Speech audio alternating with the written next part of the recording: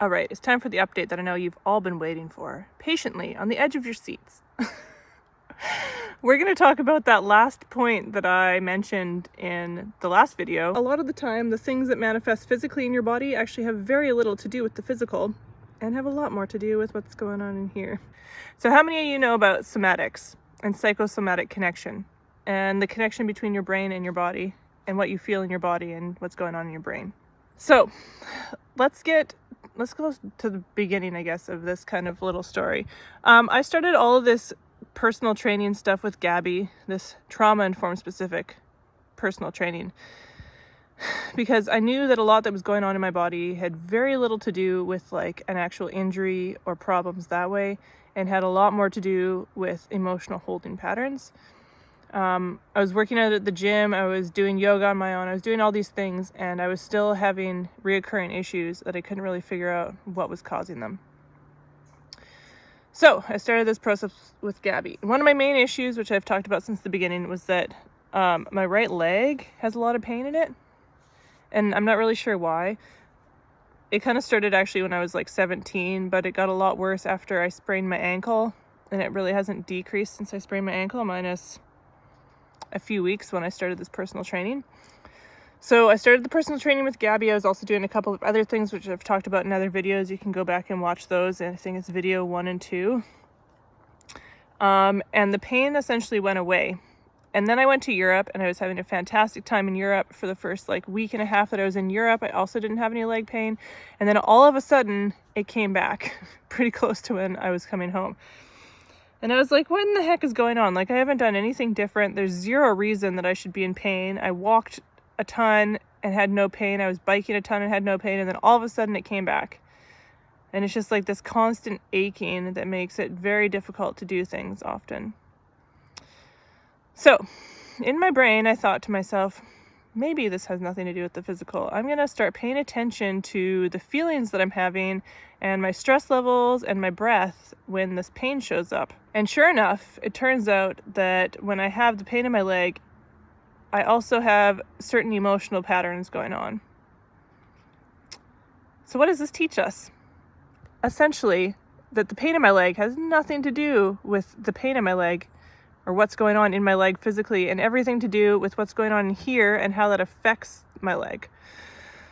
So essentially, when I'm having certain emotional patterns going on, I'm holding muscles differently, I'm walking differently, I have different posture, and that means that my muscles are being used differently, which is causing different kinds of pain, or no pain.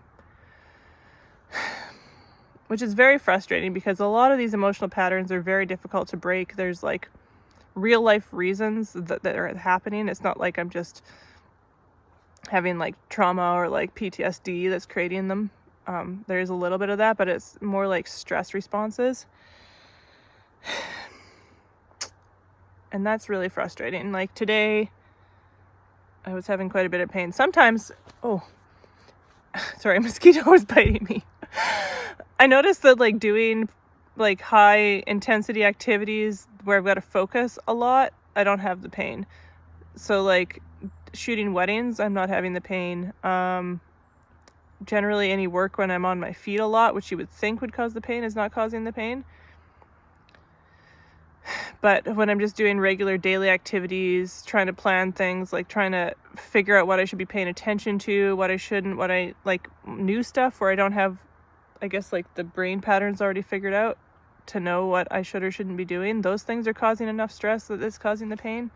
Just walking, being in social situations where maybe I have a little bit of anxiety about like how I'm acting or how I'm showing up or whatever, those things are causing pain. It's like really frustrating daily activities that cause these stress responses that then cause the pain. And again, it's not like a physiological issue. It's not like there's anything physically wrong with my leg that I can fix. It's just how I'm holding my muscles and how I'm holding tension in my leg and in my body is causing this ache. So, I've been trying to pay a lot more attention to my breath. I've been paying attention to like the things that are going on in my life and figuring out if there's a way that I can mitigate the stress levels, what I maybe need to change. And some days I have no pain. Other days like today, I have like a long list of things and things that I'm kind of feeling like not great about doing, maybe like feeling guilt about having to drive a bunch because it wastes resources, like weird things like that, where it's like I wasn't really clocking them before, and now I'm like paying attention to what I'm really thinking and how I'm feeling about stuff. Yeah, I'm trying to pay attention to that, and I'm trying to move through it, but it's definitely not the easiest, and yeah, there's definitely a lot of pain that's going on in my leg. But hopefully, at least being aware of it, I can come to some realizations. It doesn't have to be today, I guess. I would like it to be. I would like it to have been like a month and a half ago that I was able to release whatever the heck is going on that I'm not able to work through to get rid of this pain, but that's not the reality of it. But yeah, I just wanted to update you guys on that, especially because I think there's a lot of us that have these like psychosomatic things going on and have these issues that show up physiologically but really have more to do with our emotions than anything. And I think that talking about it and being aware of it can help each other out. So yeah, that's why I'm sharing. Last week I went to Vancouver and actually had an in-person session with Gabby, but I'll talk about that more in another video. That was cool and interesting, and Gabby's also cool in real life. Go figure, right? But I think I'll do a whole video on